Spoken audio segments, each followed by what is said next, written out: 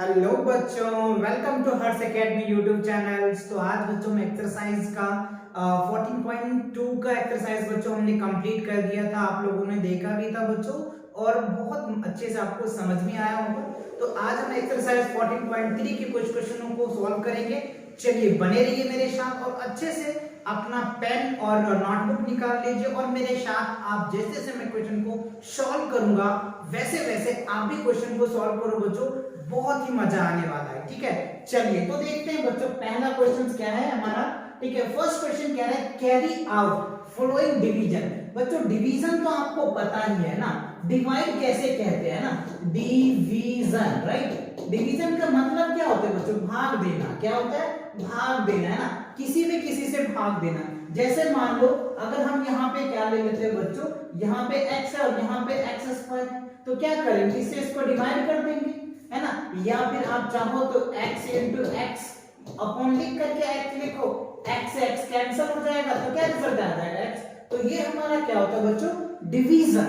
ये क्या होता है, डिवीजन मतलब भाग देना, किसी भी क्वांटिटी से भाग देंगे। क्लियर। तो अभी हम इस क्वेश्चन में यही करने वाला है बच्चों, क्योंकि ये जो साइन है ना, इस साइन को हम लोग क्या बोलते हैं, भाग। बच्चों क्या बोलते हैं, भाग करना, या डिवीजन बोल दो। क्या बोलते हैं, डिवीजन, है ना बच्चों। ये क्या होता है, डिवीजन। क्लियर। तो जहां भी ये सिंबल दिख जाए आप क्या समझना, ये डिवाइड है। क्या है, ये डिवाइड है और डिवीजन भी करना है। क्लियर। चलिए आगे देखते हैं, क्वेश्चन को सॉल्व करते हैं।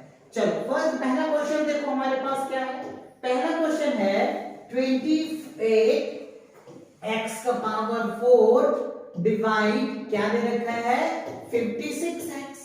तो देखो ये डिवाइड है, जब डिवाइड चेंज होता है ना, यहां ध्यान दो थोड़ा सा, मैं यहां आपको बताता हूं ब्रीफली।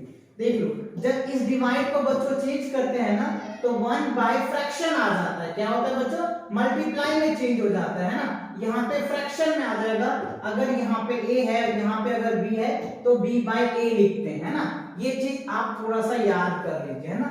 जो इनकी राइट साइड, डिवाइड की राइट साइड आता है ना, वो फैक्टर डिवाइड में आता है। क्या आता है, वो फैक्टर डिवाइड में आता है, जो हम अभी यहाँ करेंगे। चलिए देखते हैं। अब यहाँ पे अगर मैं इनको सॉल्व करूं तो देखो 28x का पावर 4 और इसके लेफ्ट में देखो राइट में क्या है बच्चों, 56 है ना, तो 56 क्या होगा, इसके डिवाइड के फॉर्म में आ जाएगा 56 और यहाँ क्या होगा x, तो x लिख दिया। अब देखिए ये कट रहा है, क्या पढ़िए बच्चों, 14 का टेबल पर 14 दूनी 28, चौथी 42, 14 चौका 56, 14 के 14 दूनी 28, चौथी 42, 14 चौका 56, 4 आ जाएगा बच्चों। फिर ये कट जाएगा 2 से। Yes sir. अब देखो यहाँ पे 4x है और यहाँ पे 1x है, 1 है बच्चों, तो 4 में से 1 को काट दोगे तो 3 बचेगा ना।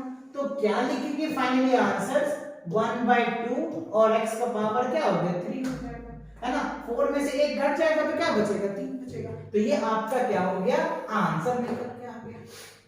क्लियर हुआ, अच्छे से समझ में। तो ये पार्ट को जरूर याद रखना बच्चों, है ना। चलो अब इसके दूसरे पार्ट को करते हैं क्वेश्चन।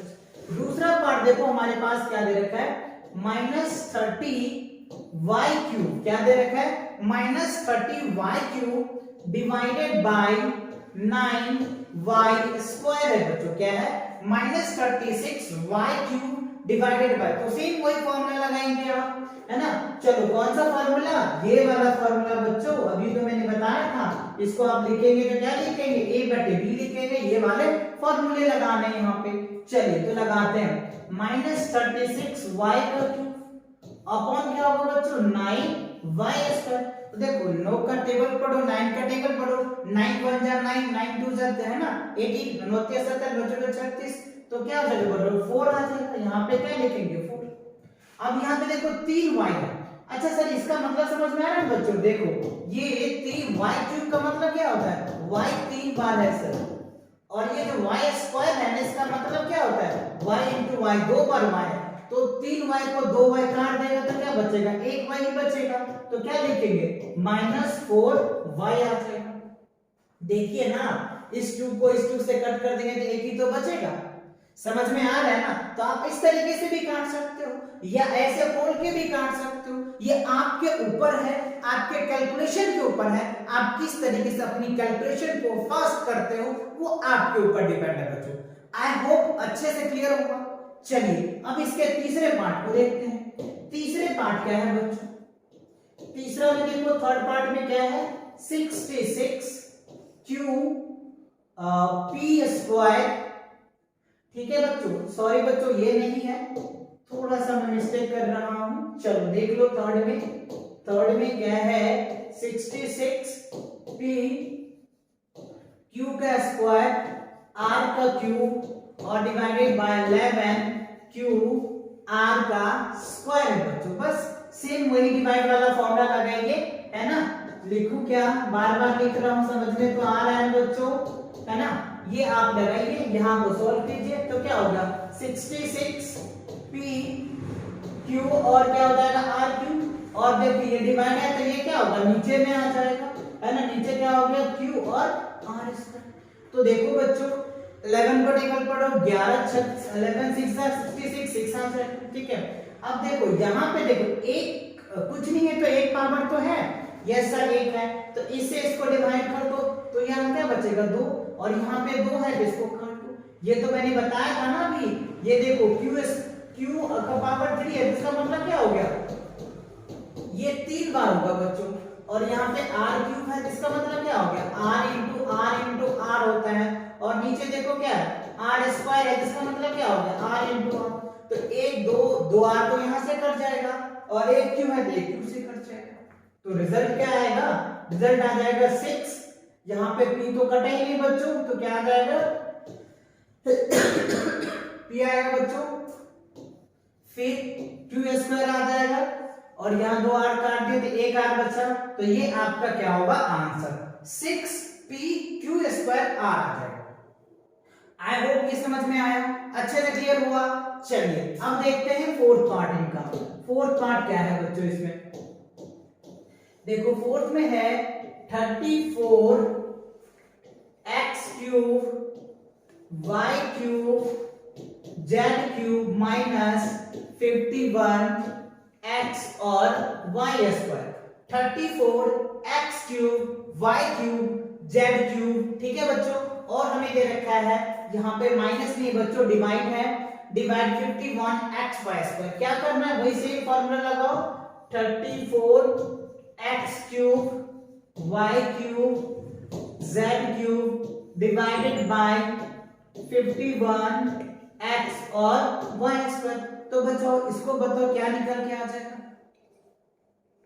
ठीक है, 17 का टेबल देखो, 17 का 17, 17 दूनी 34, 17 दूनी 34 और 17 तिया 51, 3 आ जाएगा।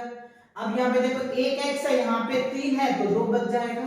यहाँ पे क्या है बच्चों? y स्क्वायर, तो यहाँ पे क्या बच जाएगा? 1 बच जाएगा, और z तो है ही नहीं। तो फाइनली क्या लिखे?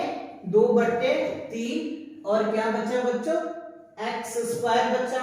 ठीक है सर, y बचेगा, है ना, और z का क्यूब होगा। ये आपका क्या होगा बच्चों? आंसर होगा 4 पार्ट का। तो आई होप ये फर्स्ट के चारों पार्ट अच्छे से क्लियर हो गया होगा, इसमें कोई दिक्कत नहीं हुई होगी।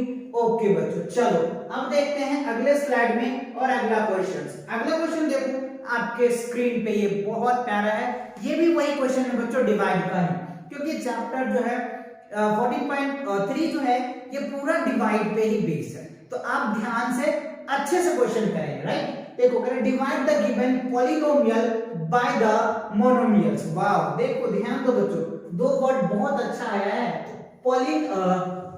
दो वर्ड जो है बच्चों बहुत प्यारा सा आया है, पॉलिनोमियल्स और मोनोमियल्स।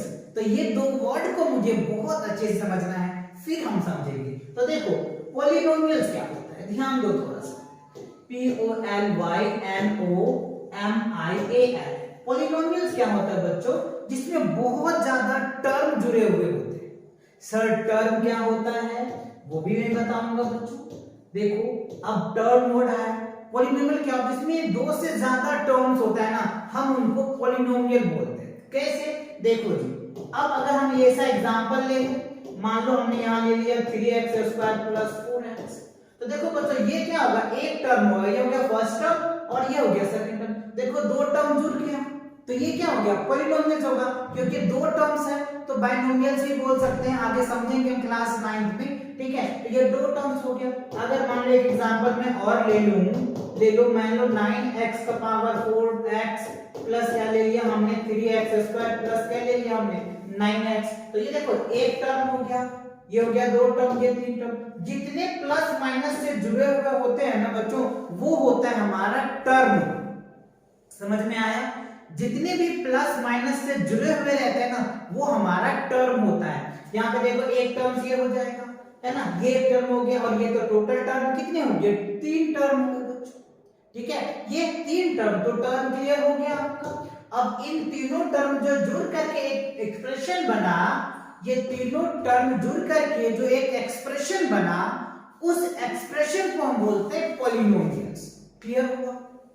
तीनों टर्म से मिलके जो एक एक्सप्रेशन बना, उस एक्सप्रेशन को हम बोलेंगे पॉलिनोमियल्स। क्लियर हुआ? यस सर, बहुत अच्छे से। अब देखो बच्चों, आता है मोनो। देखो ध्यान दो, यहां से कहते हैं मोनो, है ना, कहते हैं मोनोमियल्स, है ना बच्चों, मोनो। ध्यान दो, मोनो का मतलब होता है बच्चों वन, और मियल का मतलब होता है पॉलिनोमियल, मतलब जिसमें एक टर्म होगा ना, उसको बोलेंगे मोनोमियल्स। एक चीज मैं आपको और बता दे, तो देख लो बाइनोमियल्स भी होता है बच्चों, बाइनोमियल्स, है ना। ये आगे पढ़ेंगे, ट्राइनोमियल्स भी होगा बच्चों। क्या होगा? ट्राइनोमियल्स भी होगा। अभी मैं क्लियर करा देता हूं थोड़ा, वो देख लो। मोनो का मतलब होता है एक, तो जिसमें एक टर्म होगा ना, उसको हम बोलेंगे मोनोमियल्स, ठीक है। और बायो का मतलब होता है बच्चों दो, तो जिसमें दो टर्म्स होगा उसको बाइनोमियल्स बोलेंगे। और ट्राई का मतलब क्या होता है बच्चों? तीन होता है। ट्राई का मतलब क्या होता है? थ्री। तो थ्री मतलब क्या होगा? ट्राइनोमियल्स होगा। अभी बताया था ना, देखो ये क्या हो गया, ट्राइनोमियल पॉलिनोमियल्स हो जाएगा। ये क्या होगा? बाइनोमियल्स होगा। एक एग्जांपल ये भी ले लो बच्चों, ये ले लो, क्या हो गया, मान लो हमने 9x कर दिया, तो ये क्या हो जाएगा? मोनोमियल्स हो जाएगा। क्लियर हुआ? ये हो जाएगा मोनोमियल्स, ये हो जाएगा बाइनोमियल्स, और ये क्या होगा? ट्राइनोमियल्स होगा। क्लियर हुआ? तो तीनों बात समझ में आया, मोनोमियल भी समझ में आ गया, बाइनोमियल भी समझ में आ गया, और ट्राइनोमियल भी क्लियर हो गया। कोई दिक्कत तो नहीं है ना? यस, नहीं है तो चलिए अब समझते हैं। तो ये दोनों पार्ट हमने समझा, डिवाइड तो हमने समझ लिया। तो अब हमें क्वेश्चन क्या है, मोनोमियल से इस पॉलिनोमियल में डिवाइड कीजिए। क्लियर हुआ? कह रहे एक टर्म से जो आपको दो या दो से ज्यादा टर्म दिया हुआ है, उस टर्म को आप डिवाइड कर दो। क्लियर? एक टर्म जो दिया है, उसके बाद जो आपको पॉलिनोमियल में ज्यादा टर्म्स है, उस टर्म को क्या करो, आप डिवाइड कर दो, और जो रिजल्ट आ रहा है वो हमें आंसर बता दो। क्लियर हुआ? अच्छे से कॉन्सेप्ट क्लियर हुआ? चलिए अच्छे से हो गया।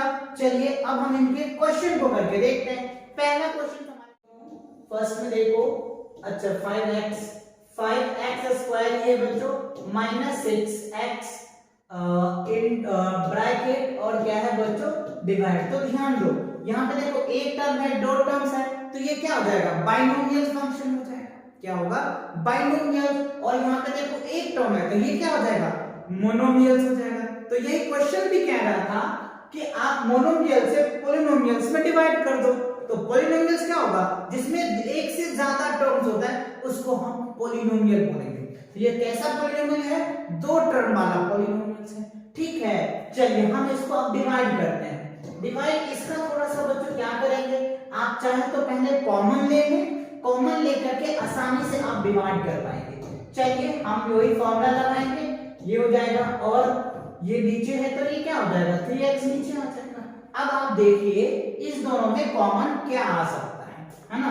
कॉमन आपको, अगर आपका कॉमन की कॉन्सेप्ट क्लियर नहीं है ना, तो आपको फैक्टर पढ़ना पड़ेगा, और फैक्टर की कॉन्सेप्ट क्लियर नहीं है ना, तो आपको 14.1 14.2 दोनों वीडियोस अच्छे से देखो, जिससे कि आप यहाँ पे अच्छे से कर पाए। इसका लिंक मैं डिस्क्रिप्शन में दे दूंगा, आप वहां से भी कर सकते हैं, ठीक है। चलिए तो फिलहाल मैं यहाँ पे करता हूँ। तो देखो बच्चों 5 और 6 में तो कुछ कॉमन आ नहीं रहा है, x कॉमन आ सकता है, तो x कॉमन आप ले लें, ठीक है। ये क्या हो गया? 5x, और ये क्या हो गया? 6, और डिवाइडेड बाय क्या हो गया? 3x। तो x से x कैंसिल हो जाएगा, ठीक है, और तो कटेगा नहीं, तो आप क्या लिख सकते हैं? 1/3, और ब्रैकेट क्या लिखेंगे? 5x माइनस क्या लिखेंगे? ये, तो ये आपका क्या हो जाएगा? आंसर निकल के आ जाएगा। तो तो इस तरीके से आपको अप्रोचेस लगाना है इन क्वेश्चनों में और आपको सॉल्व करना है। क्लियर? चलिए अब देखते हैं इसके दूसरे पार्ट को। दूसरा पार्ट देखो बच्चों, दूसरा पार्ट में दिया है आपको 3y का पावर 8 माइनस 4y का पावर 6 प्लस 5y का पावर 4 और ब्रैकेट क्लोज, और यहाँ पे क्या है बच्चों, डिवाइड किया है y का पावर 4 से। तो ध्यान दो, देखो इसमें एक टर्म्स हो गया, दो टर्म्स हो गया, तीन टर्म। तो तीन टर्म को क्या बोलते थे? कमेंट करके मुझे इसका आंसर बताइए। तीन टर्म को क्या बोलते थे? कमेंट करके आंसर बताइए। देखता हूं किस बच्चे को समझ में आया है कि ये चीजें क्या है। ठीक है, चलो अब देखते हैं, डिवाइड करना है मुझे। चलो तो डिवाइड करेंगे, ध्यान दीजिए।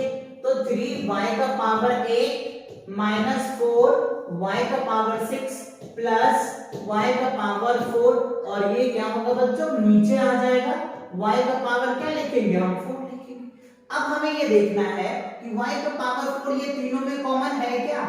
यस या नो? देखो बच्चों y का पावर 8 है, तो 8 में से तो 4 कॉमन आ सकता है, आ सकता है ना? यस सर आ सकता है। यहाँ पे देखो 6 है, तो 6 में से 4 तो कॉमन आ ही सकता है ना? यस सर आ सकता है। y का पावर 4 है बच्चों, तो ये तो आएगा ही आएगा, डेफिनेटली आ जाएगा। चलिए तो लिखते हैं बच्चों, y का पावर 4 कॉमन ले लेंगे, यहाँ पे क्या होगा, 3y का पावर क्या हो जाएगा बच्चों, अगर हम 4 से मल्टीप्लाई करेंगे तो क्या आ जाएगा, 4 2 8 है ना, तो ये हो जाएगा 2, 4 2 8 आ जाएगा। ठीक है, और यहाँ पे अगर हम कॉमन ले लेते हैं, ठीक है, यहाँ पे अगर आप क्या करोगे, 4 कॉमन ले लोगे तो 4 बेस है, अच्छा बच्चों 4 आ जाएगा, है ना, बेस है मतलब पावर ऐड हो जाता है। ठीक है, यहाँ पे हो जाएगा 4, y का पावर 2 हो जाएगा। ठीक है, और यहाँ पे क्या होगा, 5 आ जाएगा। ठीक है, तो अब यहाँ y का पावर क्या करेंगे, 4, तो 4 से 4 क्या होगा, कैंसिल, तो ये आपका क्या होगा बच्चों, रिजल्ट क्या आएगा, 3y का पावर 4 माइनस 4y स्क्वायर और प्लस क्या होगा 5, ये क्या होगा हमारा आंसर आएगा। ये क्या होगा हमारा आंसर। ये फॉर्मूला भी आप चाहो तो बच्चों कहीं मेंशन कर लो, a to the power m और a to the power m, जब बेस सेम होता है मल्टीप्लाई केस में तो पावर ऐड हो जाता है, और क्या होता है बच्चों, बेस सेम होता है डिवाइड के केसेस में तो क्या होता है, पावर लेस हो जाता है ना। ये दो फॉर्मूला आप लर्न कर लो अच्छे से। वैसे आपने एक्सपोनेंट और पावर में पढ़े होंगे बच्चों, एक्सपोनेंट चैप्टर और पावर चैप्टर में पढ़ा होगा। देखो इससे इसको करोगे तो बेस सेम हो जाएगा ना, तो 4 4 8 हो जाता है, इसलिए मैंने आपको ये चीजें बताया है। क्लियर हुआ? अच्छे से क्लियर हुआ ना, कोई दिक्कत तो नहीं है ना? नहीं, तो चलिए अब इनके थर्ड पार्ट को सॉल्व करके देखते हैं। चलो थर्ड पार्ट देखते हैं कि थर्ड पार्ट क्या कह रहा है हमारे को। थर्ड पार्ट क्या है, बहुत लंबा है बच्चों, तो कोई नहीं करके देख लेते हैं। 8 दे रखा है हमारे पास, क्या दिया हुआ है, x क्यूब दिया हुआ है, y स्क्वायर दिया हुआ है, z स्क्वायर दिया हुआ है, प्लस क्या है बच्चों x स्क्वायर है ना, z क्यूब y स्क्वायर है बच्चों, z स्क्वायर है, प्लस क्या है x स्क्वायर, y स्क्वायर और z का क्यूब है, ब्रैकेट क्लोज और divided by 4x square, y square और z स्क्वायर। बच्चों आप जब आप क्वेश्चन को करना ना, तो जरूरी नहीं है कि आज हो सकता है कि नहीं, अगर प्लस माइनस का मिस्टेक हो जाता है क्योंकि रिकॉर्डेड ऑन कैमरा है, तो आप इन चीजों को माइंड मत करना, इन कॉन्सेप्ट को आप क्वेश्चनों पे लगाना। क्लियर ना? चलिए तो अब यहाँ पे देखिए क्या रिजल्ट आ रहा है। ठीक है बच्चों, सेम वही करना है। यहाँ पे देखो क्या है, एक टर्म्स है, दो टर्म्स है, तीन टर्म है, तो ये भी क्या होगा, ट्राइनोमियल हो जाएगा बच्चों। क्या हो जाएगा, ट्राइनोमियल पॉलिनोमियल, क्योंकि तीन टर्म है तो ट्राइनोमियल पॉलिनोमियल्स होगा। ये चीज आपको क्लियर होना है। क्लियर आया? Yes sir. अब क्या करेंगे, ये क्या मोनोमियल्स है, तो सर इसमें तो चार टर्म दिख रहे हैं। जी नहीं, सभी मल्टीपल में एक ही के साथ जुड़ा हुआ है, इसीलिए ये मोनोमियल्स है। आपके माइंड में कहीं क्वेश्चन उठ रहा होगा, सर इसमें 4 भी है, x स्क्वायर भी है, y स्क्वायर, z स्क्वायर भी है, तो चार टर्म होनी चाहिए ना। जी नहीं, ये सभी एक साथ जुड़े हुए हैं ना, इसीलिए कहते हैं यूनिटी इज स्ट्रेंथ। आपको पता है एकता में बल है, ये चार लोग मिलके एक ही का रूल है, इसीलिए मोनोमियल्स है। क्या है ये, मोनोमियल्स। यस। अब डिवाइड करते हैं, चलिए तो देखो 8 से अगर आप इसको डिवाइड करेंगे एक y क्यूब है बच्चों, x cube y square z square plus x square y cube z square, फिर है बच्चों x स्क्वायर y स्क्वायर और z क्यूब। डिवाइड है तो डिवाइड को हम नीचे लिखेंगे 4x स्क्वायर y स्क्वायर और z स्क्वायर। अब क्या करना है सर, अब कॉमन ले लेंगे बच्चों, ध्यान दो सब में देखो कॉमन क्या आ रहा है, x स्क्वायर तो सब में आ रहा है, यस सर, तो यहाँ पे x स्क्वायर कॉमन ले लो, y स्क्वायर भी आ जाएगा और z स्क्वायर भी आ जाएगा। अब देखो यहाँ पे क्या है, कुछ बच रहा है क्या, सिर्फ ये है 3, तो क्या लिख देंगे, x लिख देंगे। इसमें देखो क्या दिख रहा है, y ज्यादा दिख रहा है तो यहाँ पे y लिख देंगे। इसमें क्या दिख रहा है बच्चों, z दिख रहा है तो z लिख दो। बस अब क्या करना है, कुछ नहीं, अब जो है ये लिख दो x स्क्वायर y स्क्वायर और z स्क्वायर। अब देखो 4 2 8 हो गया, x स्क्वायर y स्क्वायर, ये तीनों कट जाएगा। यस सर, ये तो बहुत ही सिंपल था, तो ये हो जाएगा 2 x plus y plus z। ये आपका एक प्यारा सा अच्छा सा क्या होगा बच्चों, एक स्माइल वाला आंसर हो जाएगा। कौन सा वाला, स्माइल वाला, ठीक है। ये आपका क्या होगा, आंसर है। मजे में समझ में आ रहा है ना, तो ऐसे क्वेश्चन को फील लो और फील लेकर के सॉल्व करोगे ना तो मैथ पढ़ने में आपको बहुत मजा आएगा बच्चों। तो फील जरूर लो और प्रैक्टिस भी करो, एनसीईआरटी के साथ साथ दूसरे बुक भी लगाओ, आरएस को भी सॉल्व करो, आरडी को भी सॉल्व करो। अगर आपको आरडी आरएस में प्रॉब्लम भी हो रहा है तो आप कमेंट करके हमसे पूछ सकते हो कि सर इस चैप्टर में मुझे ये प्रॉब्लम आ रहा है, तो मैं उसका भी एक सेपरेट वीडियो बनाऊंगा आप लोगों को, ठीक है। चलिए तो देखते हैं इनके थर्ड पार्ट है बच्चों।